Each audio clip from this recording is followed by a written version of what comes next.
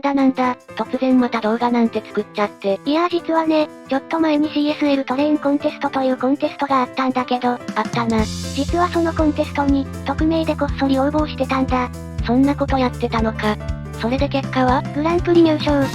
おお、めでたいな。ちなみにどんな写真で応募したんだ？これだね。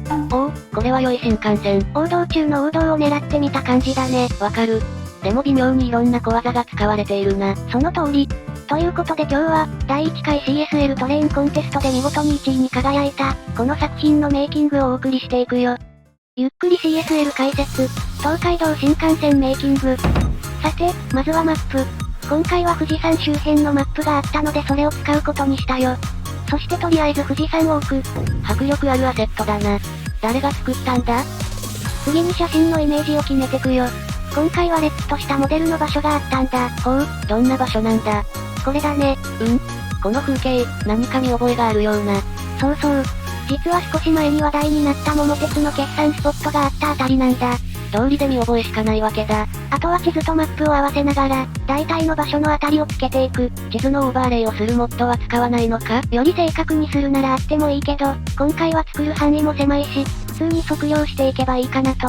富士市の写真の場所は線路から300メートルくらいなので、それを参考に位置を作っていくよ。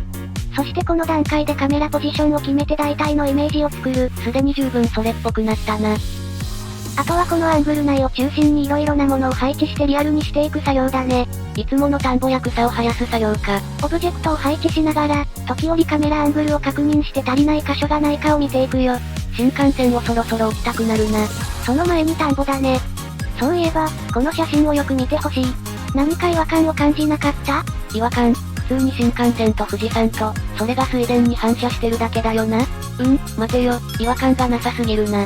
CSL でこんなに富士山と新幹線がしっかり反射することなんてあるか？正解。CSL にそんなリッチな反射はないから、今回力技で反射を作ったんだ。ほうほう。まずは地面をくり抜くためにクリッピングネットワークを使っていく。くり抜くのは田んぼの全体。虚無が出現したな。次に新幹線のプロップを普通に配置していく。そしてこれを PO に変換してみる。ほうほう。そして PO のミラー機能を使うと、オブジェクトの上下を反転できる。なるほど、これで反射を作るのか。あとはカメラから見てほぼ水平線の下くらいに車両を置けば、反射した新幹線の出来上がり。はあ、その発想はなかったわ。富士山は公開しているアセットだとなぜか PO できなかったので、アセットエディタでプロップ化して反転。位置を慎重に合わせながらそれらしい絵を作っていくよ。世界の終わりみたいな絵面だ。最後に、稲アセットの稲部分だけを単体で並べていこう。コピペで終わる農業革命。もちろんこれだけだと水面感がないし明るいので、水面アセットを重ねて適度に調整をしていくよ。前橋の公園で使ったアイスか。あとは円形に見える建物や木々を違和感がないように配置していって、空のキューブマップのうち一番馴染みがあるものを配置してあげよう。ということで今回の景色が完成。動画で見ると裏の部分はかなりハリボテ感があるな。画角が固定されてると作らなくていい場所は作らないでいいからね。しかし、よくこの写真のメイキングなんて撮ってたな。結果発表の前に動画もほとんど作り終えてたよ。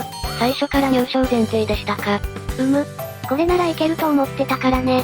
師匠キャラがボスになると超強かったりするあれじゃないですかやだー。とはいえ2位か3位かなと思ってたから、素直に1位は嬉しいね。おめでとうございました。ということで、投票いただいた皆様もありがとうございました。CSL トレインコンテストでは他にも素晴らしい写真がたくさん投稿されてるから、ぜひ Twitter もチェックしてみてくれよな。それでは今日の動画はこの辺で。ご視聴、ありがとうございました。